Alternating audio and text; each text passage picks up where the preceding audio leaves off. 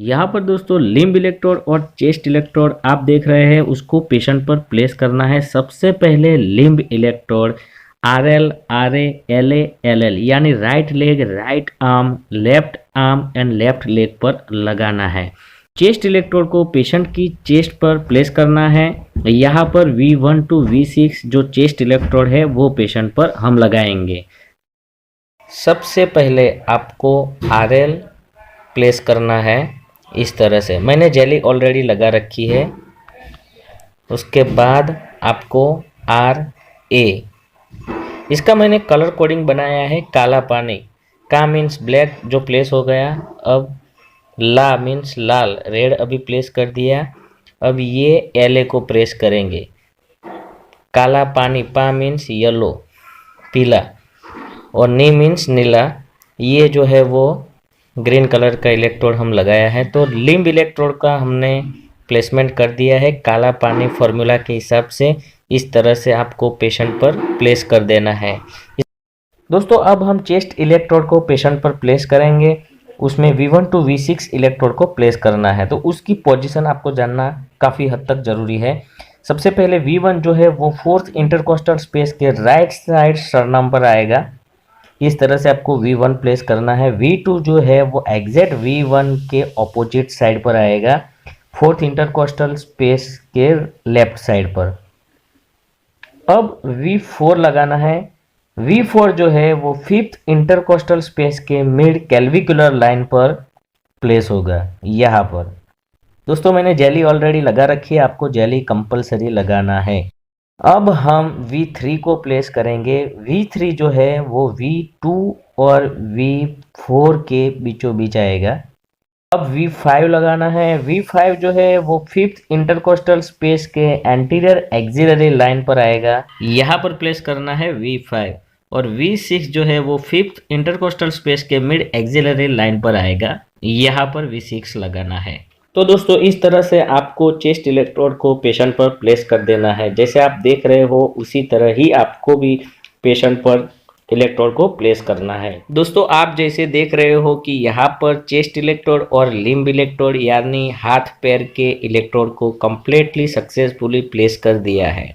दोस्तों इस तरह से इलेक्ट्रोड प्लेस करने के बाद आपको ECG मशीन को चालू कर देना है। आप देख रहे हो कि डिस्प्ले के अंदर आपको पेशेंट का हार्ट रेट और ECG दिखाई दे रहा है। तो प्रिंट बटन दबाकर आप ECG की प्रिंट बाहर निकाल सकते हो। जब भी आप प्रिंट बटन दबाओ उससे पहले पेशेंट को इंस्ट्रक्शन देना है कि भाई वो कोई भी टाइप की मूवमेंट ना करे। अगर चालू ECG में वो मूवमेंट करता है तो ECG के अंदर भी वाइब्रेशन आएगा और उसकी प्रिंट खराब आएगी, ताकि वो डायग्नोसिस में काफ़ी मुश्किल पड़ जाती है। तो जब पेशेंट कोई भी टाइप की मूवमेंट नहीं करता तो परफेक्टली ECG ही बाहर निकलेगा। अब यहाँ पर मैंने ECG का प्रिंट बटन दबाया है, तो मशीन 10 सेकेंड तक उसका सैंपलिंग और एनालिसिस करने के बाद ही प्रिंट को बाहर निकालेगा। आप देख रहे हो कि यहाँ पर प्रिंट बाहर निकल गई है। इस तरह से आप ECG सक्सेसफुली निकाल सकते हो, ताकि उसमें कोई भी टाइप की मिस्टेक ना हो और डॉक्टर उसका डायग्नोसिस परफेक्टली कर सकता है।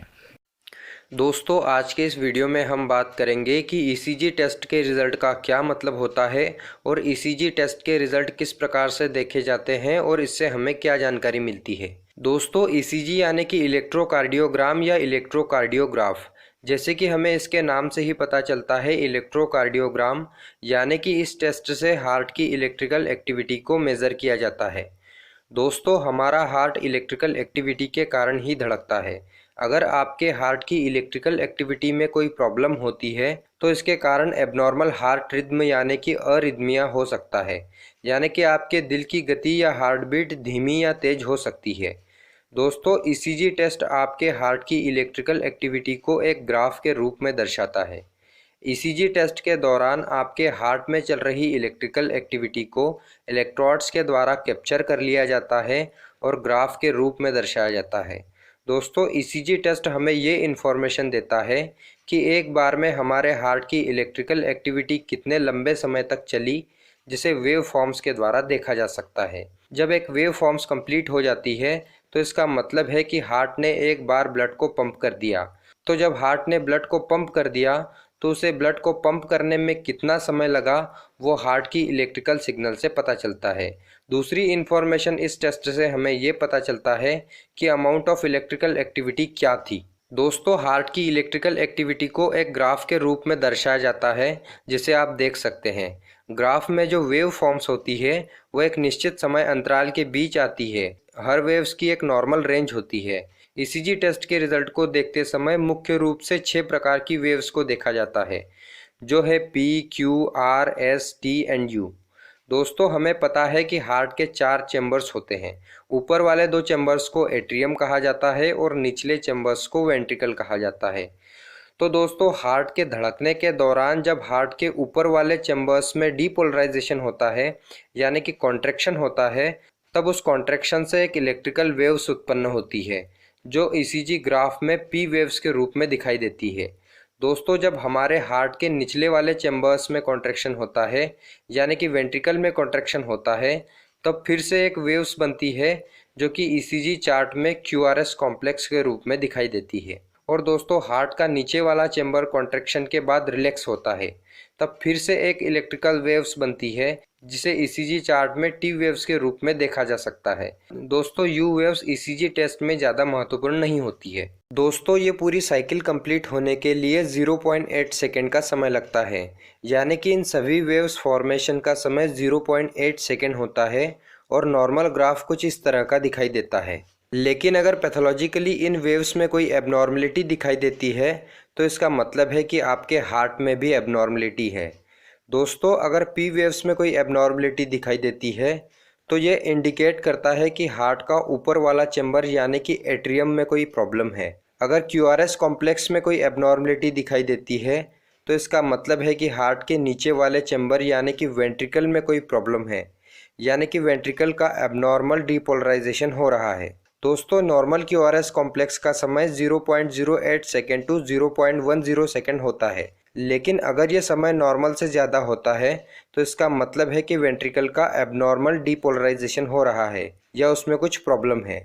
उसी तरह टी वेव्स में कोई एबनॉर्मलिटी दिखाई देती है, तो ये भी इंडिकेट करता है कि हार्ट के निचले चैम्बर में कोई प्रॉब्लम है। और उसी तरह से दोस्तों, अगर इन वेव्स के बीच का समय भी कम या ज़्यादा होता है, तो ये सीधे तौर पर रिप्रेजेंट करता है कि आपके हार्ट के साथ कोई प्रॉब्लम है। दोस्तों, पी और आर वेव्स के बीच की दूरी को पी आर इंटरवल कहा जाता है। अगर यह समय नॉर्मल से कम या फिर ज़्यादा होता है, तो इस कंडीशन को अरिदमिया कहा जाता है, जिसका मतलब है कि आपके दिल की धड़कन नॉर्मल से तेज या फिर नॉर्मल से धीमा गति से चल रही है। अगर ईसीजी टेस्ट रिपोर्ट में पी आर इंटरवल शॉर्ट आता है, तो इसका मतलब है कि आपका हार्ट नॉर्मल से तेज गति से धड़क रहा है। इस कंडीशन को टैकीकार्डिया कहा जाता है। ये वॉल्फ पार्किंसन वाइट सिंड्रोम में देखा जा सकता है और एलजीएल सिंड्रोम में भी देखा जा सकता है। उसी तरह से अगर ईसीजी टेस्ट रिपोर्ट में लॉन्ग पीआर इंटरवल लिखा आता है, तो इसका मतलब है कि एट्रिया और वेंट्रिकल के बीच स्लो कंडक्शन हो रहा है। उसी तरह से इसके सभी आयामों को देखा जाता है और कैलकुलेट किया जाता है।